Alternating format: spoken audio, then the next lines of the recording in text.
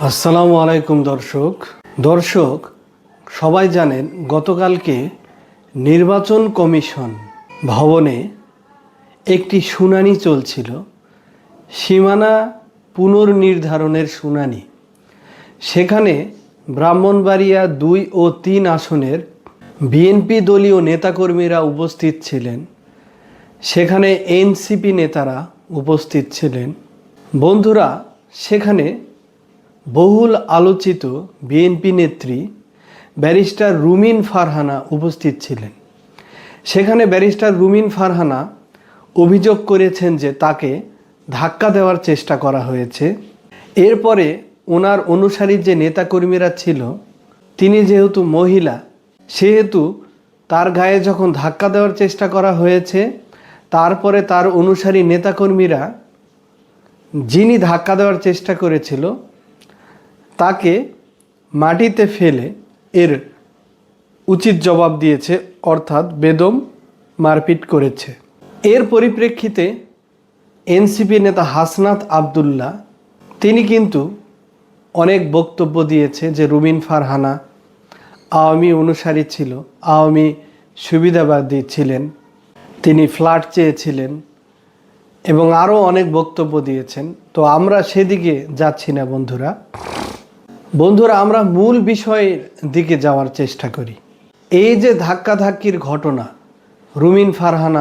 Barrister রুমিন ফারহানা বললেন যে আমি গত 15 বছর ধরে রাজপথে আন্দোলন করেছি বিএনপি দলের জন্য, কিন্তু সেই বিএনপির নেতাকর্মীরা আমাকে ধাক্কা দিল। যাদের জন্য আমি লড়াই সংগ্রাম করলাম তারা আমাকে ধাক্কা দিল। আমি জানি না তিনি কে। তিনি পাঞ্জাবি পরা একজন লোক ছিল, যে লোকটি রুমিন ফারহানাকে ধাক্কা দেওয়ার চেষ্টা করেছিলেন। তিনি এনসিপির কিনা জামাতের কিনা তিনি জানেন না, তিনি পরিষ্কারভাবে বলতে পারছিলেন না। কিন্তু বন্ধুরা, তিনি কিন্তু বিএনপির দিকে ইঙ্গিত করে বললেন যে বিএনপির নেতাকর্মীরা তার গায়ে আঘাত করেছে। বিএনপির নেতাকর্মীদের উদ্দেশ্যে বললেন যে যাদের জন্য আমি 15 বছর ধরে লড়াই করলাম, সংগ্রাম করলাম, তারাই আজকে আমাকে এখানে আঘাত করলো। আমি চাইলে গুন্ডা নিয়ে আসতে পারতাম, নিয়ে এসে গুন্ডামি করতে পারতাম।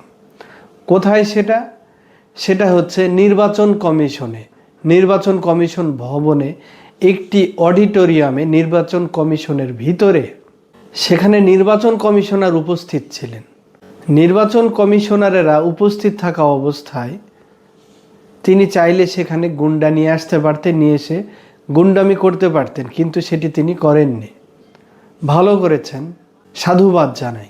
কিন্তু নির্বাচন কমিশনের ভবনের ভিতরে যে এইভাবে হাতাহাতি হলো, মাটিতে ফেলে লোকজনকে মারধর করা হলো, মারামারির পর্যায়ে চলে গেল, সেখানে কিন্তু আইন শৃঙ্খলা বাহিনী ছিল। সেখানে নির্বাচন কমিশনেরা উপস্থিত ছিলেন, বিভিন্ন দলের নেতাকর্মীরা ছিল।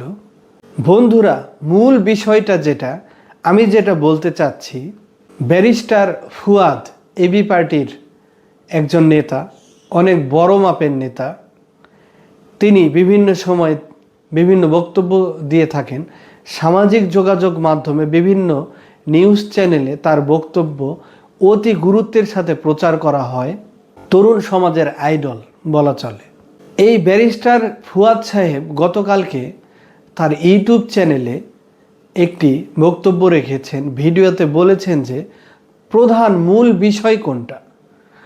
মূল বিষয়টি হলো নির্বাচন কমিশনের ভিতরে নির্বাচন কমিশনার উপস্থিত থাকা অবস্থায় এখানে যদি বাংলাদেশের 2টি আসন, ব্রাহ্মণবাড়িয়া 2, ব্রাহ্মণবাড়িয়া 3, সীমানা পুনর্নির্ধারণের জন্য একটি শুনানি চলা অবস্থায় বিভিন্ন দলের নেতাকর্মীরা সেখানে যদি ধাক্কাধাক্কি করে, মারপিট করে, হাতাহাতি করে, তাহলে যখন এই নির্বাচন কমিশনের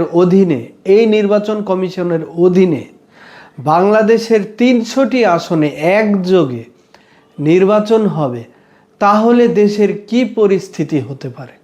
বন্ধুরা, দর্শক, আপনারা চিন্তা করে দেখুন, নির্বাচন কমিশনের ভেতরে, নির্বাচন ভবনের ভেতরে একটি অডিটোরিয়ামে শুনানি চলা অবস্থায় সেখানে আইন শৃঙ্খলা বাহিনীর বিভিন্ন যারা দায়িত্বে ছিলেন তারা উপস্থিত ছিল।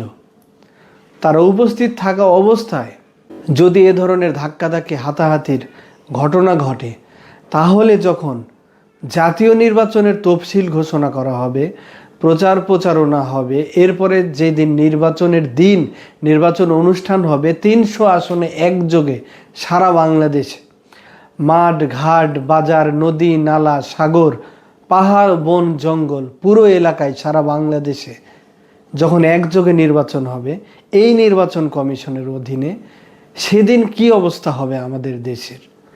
এ প্রশ্ন আপনাদের মাঝে আমিও উপস্থাপন করলাম। আমিও এই প্রশ্নটি রাখলাম বর্তমান প্রধান উপদেষ্টার কাছে, বর্তমান সরকারের কাছে এবং বর্তমান যে নির্বাচন কমিশনার, প্রধান নির্বাচন কমিশনার রয়েছে তার কাছে। তিনি যখন শুনানির আয়োজন করলেন, বিভিন্ন আসনের যারা প্রার্থী হবেন, ভবিষ্যৎ প্রার্থী, তাদেরকে আহ্বান করলেন এই শুনানিতে অংশগ্রহণ করার জন্য। তিনি কি তার নির্বাচন কমিশন ভবনে পর্যাপ্ত আইন শৃঙ্খলা বাহিনী মোতায়েন করেছিলেন? তিনি কি ঠাহর করতে পেরেছিলেন যে এখানে শুনানি চলা অবস্থায় বাকবিতণ্ডা হতে পারে, তর্ক বিতর্ক হতে পারে, বা আমাদের দেশের যে রাজনৈতিক সংস্কৃতি তর্ক বিতর্ক থেকে ধাক্কাধাক্কির পর্যায়ে চলে যেতে পারে, হাতাহাতির পর্যায়ে চলে যেতে পারে? যদি চলে যায় তাহলে তিনি কি ব্যবস্থা নেবেন? সেই পরিস্থিতিটা তিনি কিভাবে নিয়ন্ত্রণ করবেন? তিনি কি চিন্তা ভাবনা করে দেখেছিলেন? এরপরে কি তিনি এই শুনানি শুরু করেছিলেন? এখানে প্রশ্ন রয়েছে বন্ধুরা, এখানে প্রশ্ন রয়েছে। উনি ঠাহর করতে পারেননি। নির্বাচন কমিশনাররা যারা রয়েছে, যারা এই কাজটির দায়িত্বে রয়েছে, তারা ঠাহর করতে পারেননি, তারা বুঝতে পারেননি, তারা তাদের দায়িত্ব সম্পর্কে অবগত ছিলেন না, তারা গাফেল ছিলেন, তাদের মধ্যে গাফিলতি রয়েছে। এইভাবে তারা যদি গাফেল থাকে, তাদের মধ্যে গাফিলতি থাকে তাদের দায়িত্ব সম্পর্কে, তাদের কাজ সম্পর্কে, তাহলে আমাদের দেশে সুষ্ঠু নিরপেক্ষ নির্বাচন হওয়া সম্ভব নয় এই নির্বাচন কমিশনের অধীনে।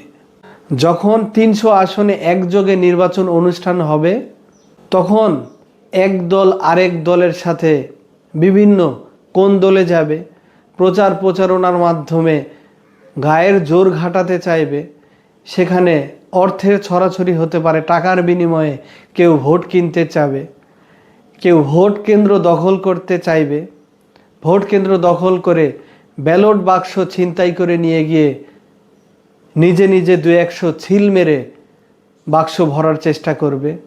এক কথায় ভোট কারচুপি, ভোট জালিয়াতি যেটি বলে সেটি হতে পারে। আগের মতো রাতের ভোট হতে পারে, আমি দামি নির্বাচন হতে পারে।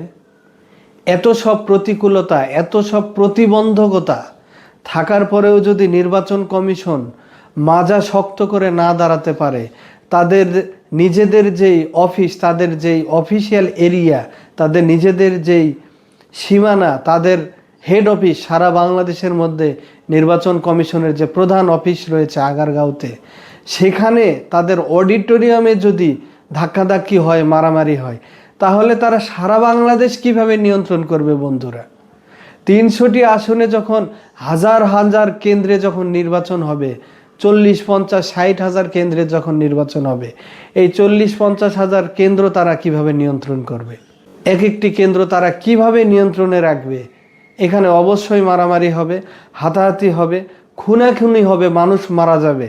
ভোট কেন্দ্রকেও কোনো রাজনৈতিক দল নিয়ন্ত্রণ করবে, ভোট জালিয়াতি করবে, মানুষের জীবনহানি হবে, লাভের লাভ কিছু হবে না, দেশের টাকা নষ্ট হবে, মানুষের জীবনের ক্ষয়ক্ষতি হবে, আবারও সেই আগের মতো ভুয়া নির্বাচন।